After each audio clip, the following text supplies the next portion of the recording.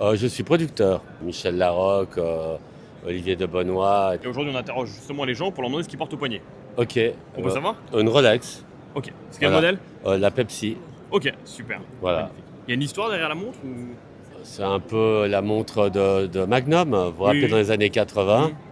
Et puis avant, elle n'était pas en céramique, elle était peinte. D'accord. Et puis comme ça berçait un peu mon adolescence, j'ai eu la chance de pouvoir en avoir une. Et puis voilà un peu l'histoire, pourquoi j'ai la Pepsi Rolex. Ok, Voilà. d'accord. Et on peut savoir ce que vous faites dans la vie? Je suis producteur Ok, producteur. d'artistes. Ok, d'accord. Voilà. Et en fait, mes bureaux sont basés à Paris Ok. et à Genève aussi. C'est indiscret de savoir quel artiste vous produisez ou... Beaucoup dans le théâtre parisien. Ok, d'accord. Voilà, donc entre autres Michel Larocque, Olivier de Benoît, etc. Ok, etc. d'accord. Voilà, Ok, donc, c'est cool, c'est cool. Et vous êtes issu d'une famille d'entrepreneurs ou... Non, je suis un autodidacte, Ok. Voilà. Vous êtes fait tout seul tout seul.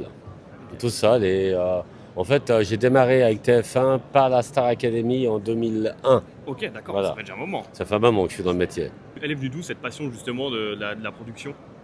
Je pense que c'est depuis gamin en fait. Quand vous êtes dedans, ça vous prend. Puis après, il y a deux façons de voir des choses. C'est où vous mettez-vous sur scène, Oui. ou vous êtes un homme de l'ombre. Mm.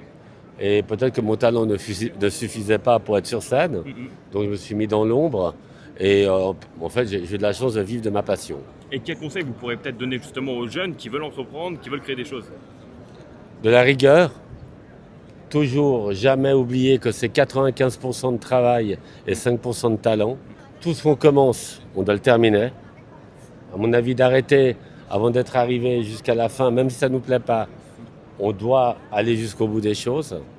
Et à partir de là, après, la vie s'enchaîne bien. Si on arrive à avoir cette rigueur, d'avoir cette envie, la passion surtout. Oui, bien sûr. Voilà.